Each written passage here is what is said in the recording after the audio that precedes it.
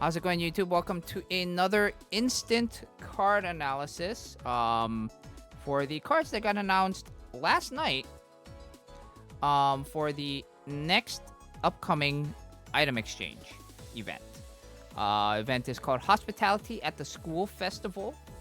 Without any further ado, let's just get into the free cards, shall we? So free cards. I'll be starting from the bottom here and working my way up. First free card is LLL Ayumu. Elegant Attribute SP type card.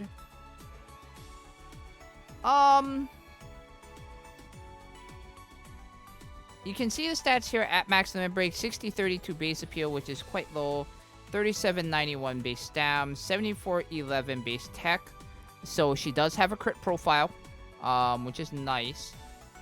Her tap active kind of goes along with that, increasing crit percentage by 7% for the next 10 notes for cards in her strategy. Same strategy cards normally are okay. But as far as expecting this particular card to score a ton, I wouldn't expect it.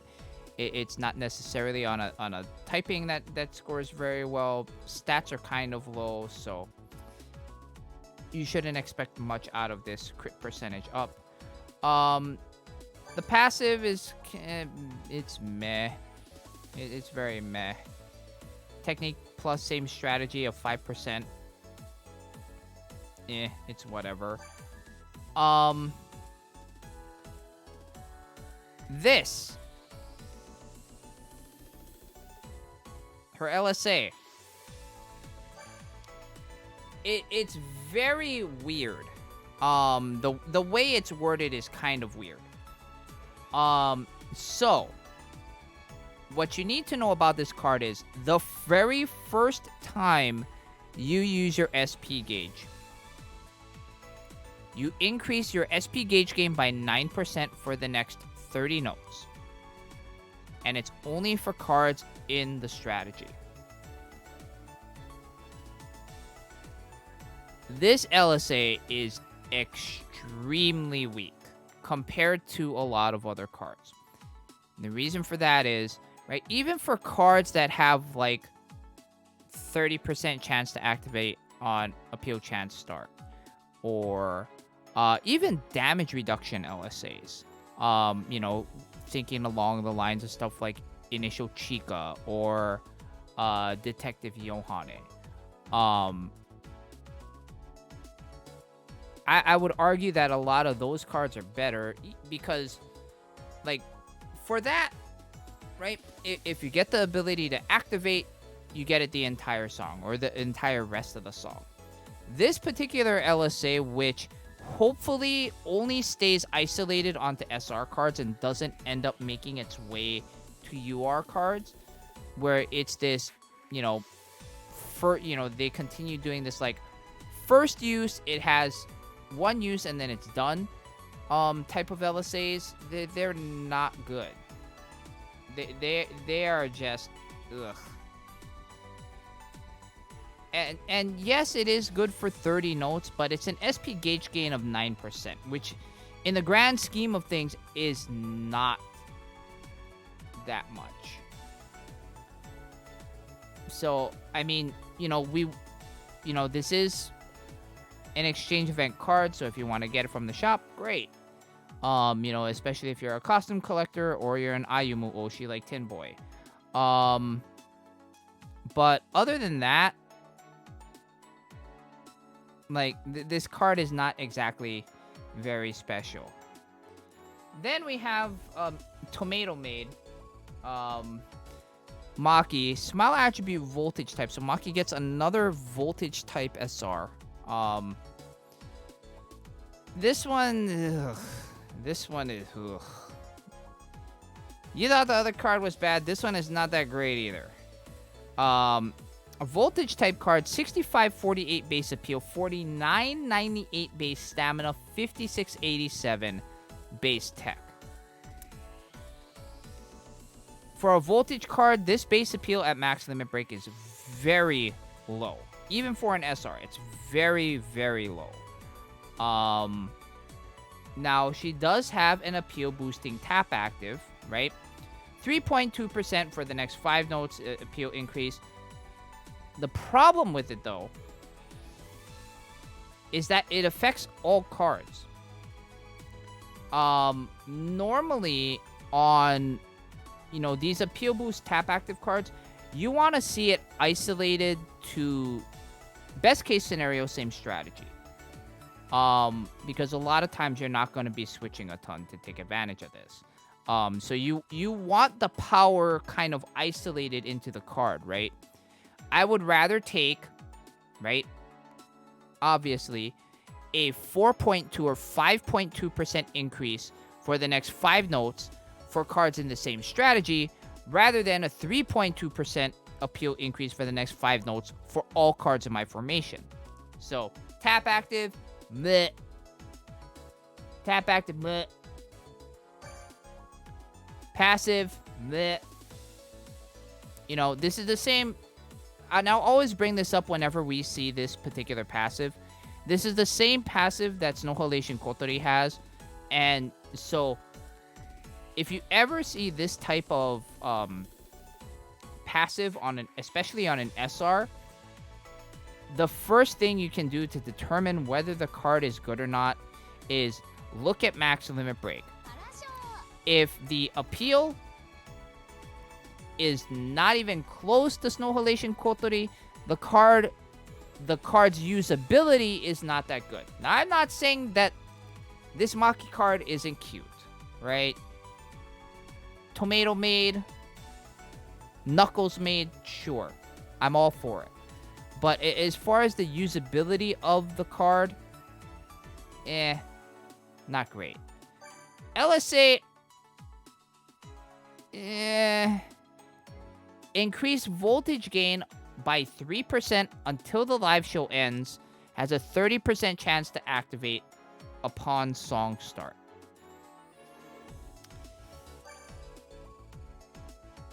I would rather have an appeal. I would rather have... And I mean, it should be, pretty obvious, but I would rather put a card in my formation like a Limit Break 1 Noble Princess Honoka, who has a chance to activate a 5% appeal buff to all my cards at this very same activation rate and very same activation condition. Because appeal affects score greater than voltage gain.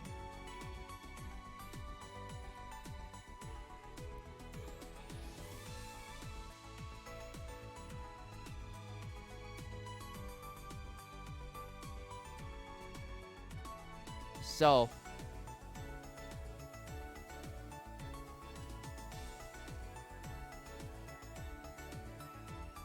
yeah, the two SRs, like, if you're a costume collector, great, get them. If you're looking for actually good cards, the free stuff in the banner is not where you're gonna find them.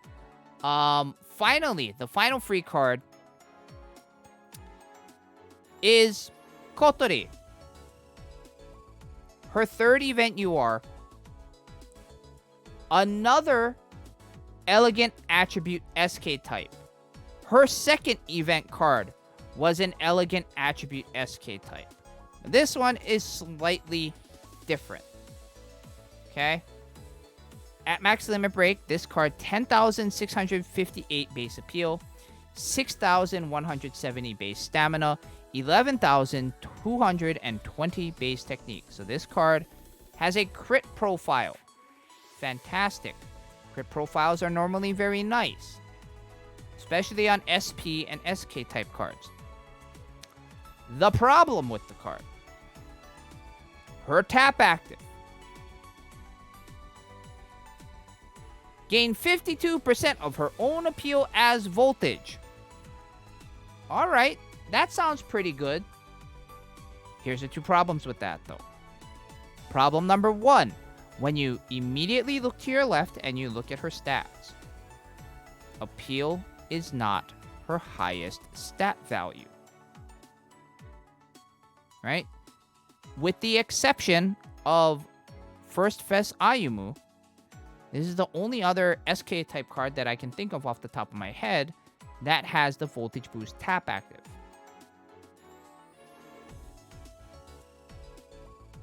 And it's a bigger percentage, but still, you know, it's on a crit profile card, which means the card would actually be better served and score a little bit better if you had the technique values and appeal values flop.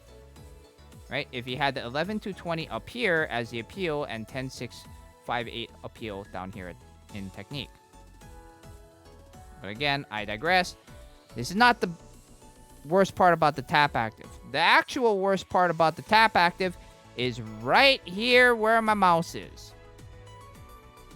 11% skill activation rate.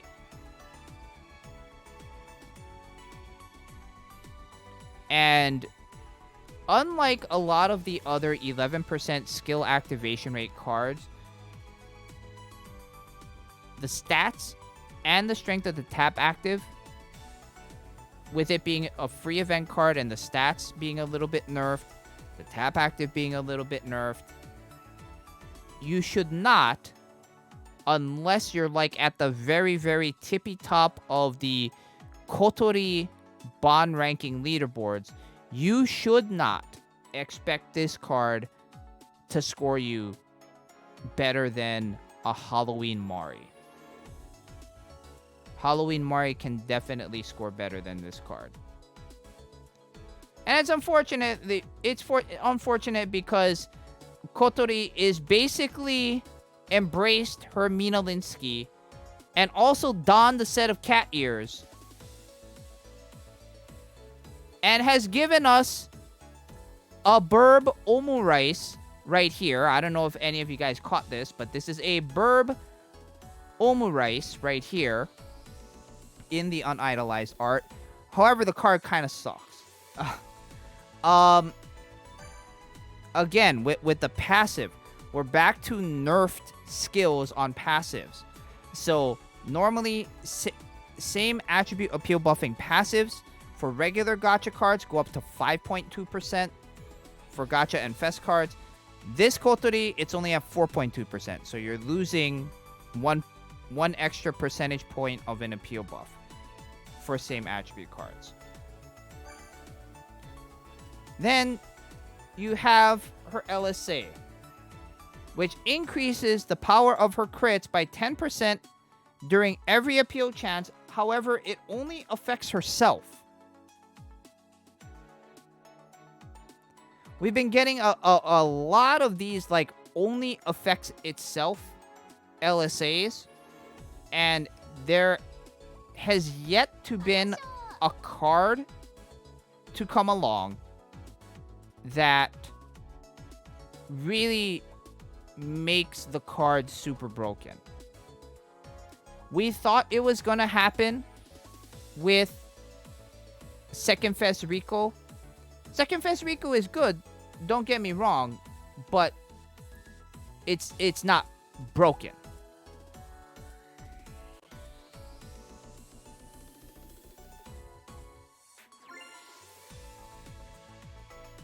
All right, now let's get to the gacha side of things.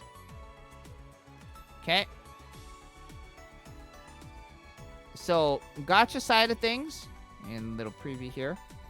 The gacha SR is Water Blue New World Riko.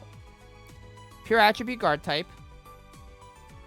Stats 5478, 7915, 6899.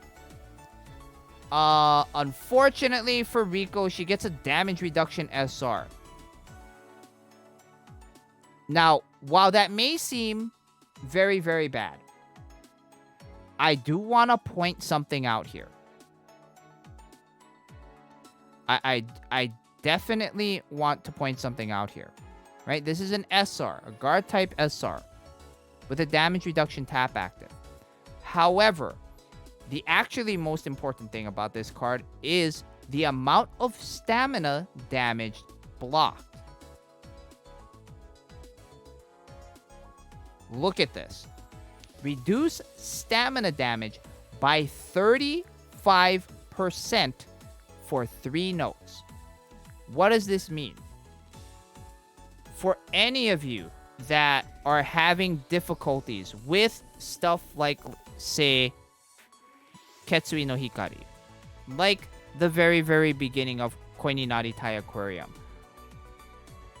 you know, any of these types of songs where there is burst damage,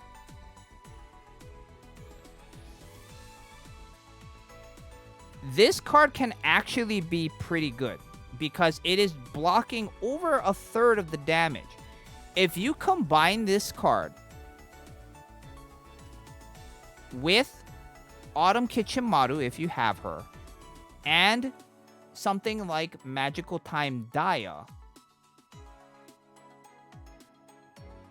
you can even run this particular card on challenge songs. Because the stamina damage reductions stack. And this is how players beat the challenge difficulty songs. They take 3 damage reducers, stick them all in one strategy, then when that burst stamina damage is about to come up, they'll switch to the damage reduction strategy, hope that all the tap actives go off, then when the burst damage comes, instead of it being 100,000 damage or 150,000 damage, like you'll see in the challenge difficulty songs, it goes down to like maybe 30k damage. Or in some instances, if you're able to get every single tap active to go off, it doesn't deal any damage. So this card could be a sneaky one to keep an eye on if you're having trouble on some of those types of songs. Moving forward, stamina on passive, kind of standard. 2.2%, kind of whatever. 20% chance upon song start to gain 20% of her stamina as a shield. It's kind of, it's a nice little added bonus, but the main thing you would be using this card for, if you are ever using her, would definitely be for this tap active. Then let's get to the gacha URs. So this first gacha UR we'll go over is Youthful Carnival Dia, a pure attribute guard type card, or second pure attribute card. Okay.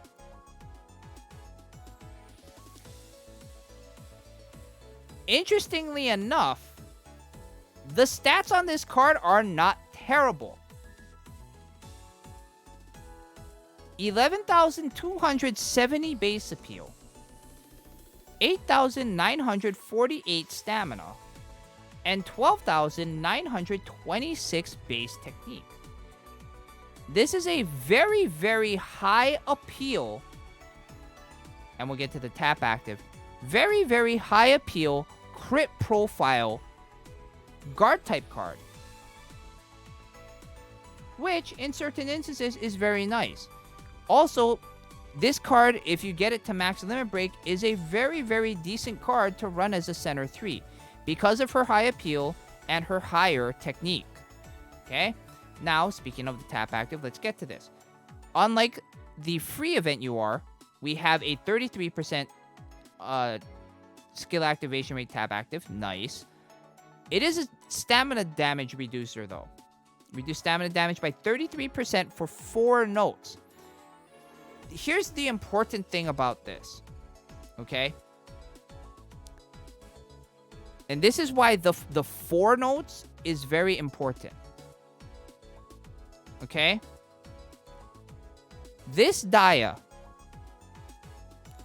having a 33% stamina damage reduction for the next 4 notes means that, right, when Dia taps,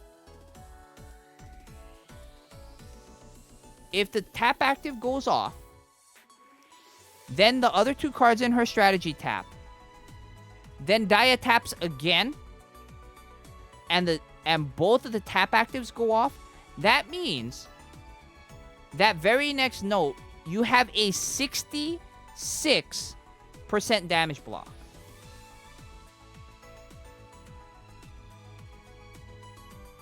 Oh, sorry. For that note, that note that Dia's tap active goes off, you have a 66% damage block.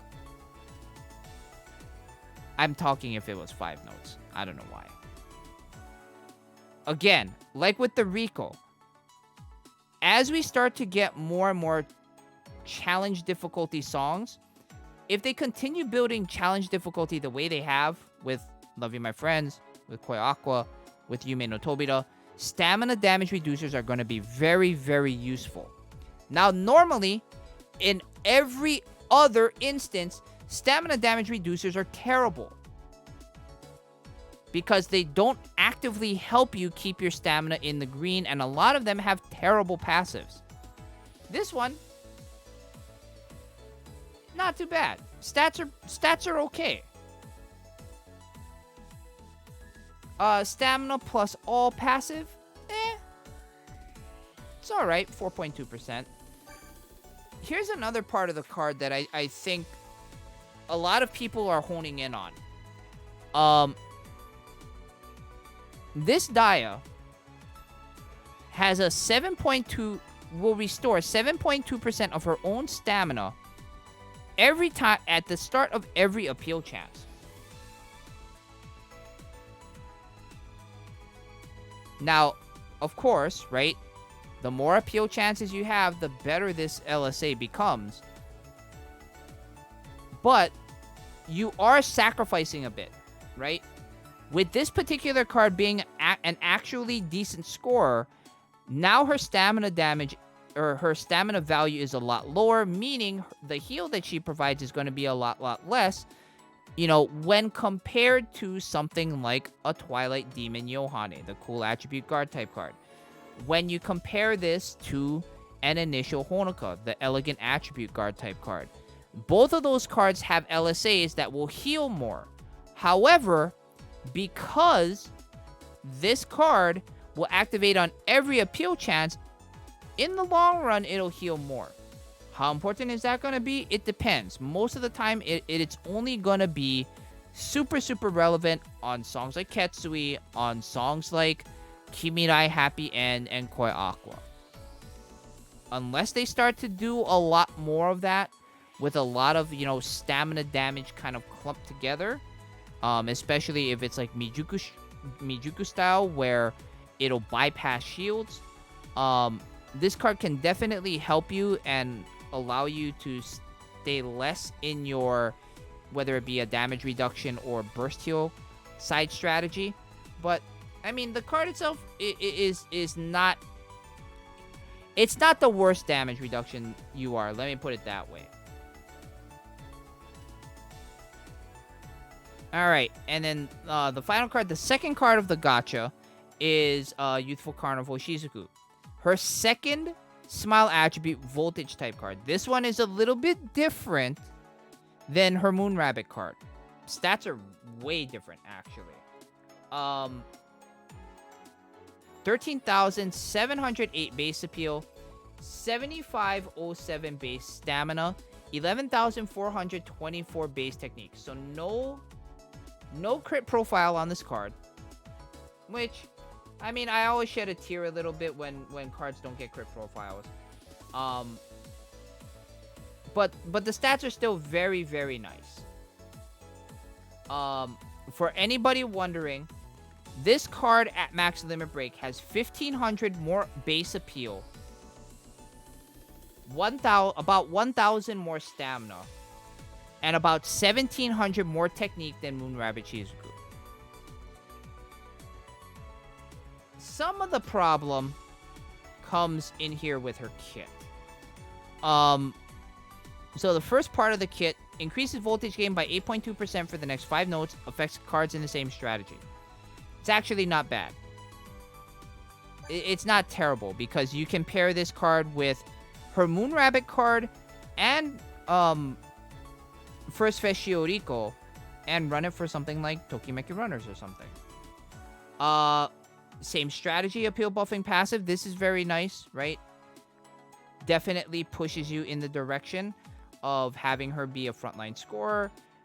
Her LSA is kind of weird.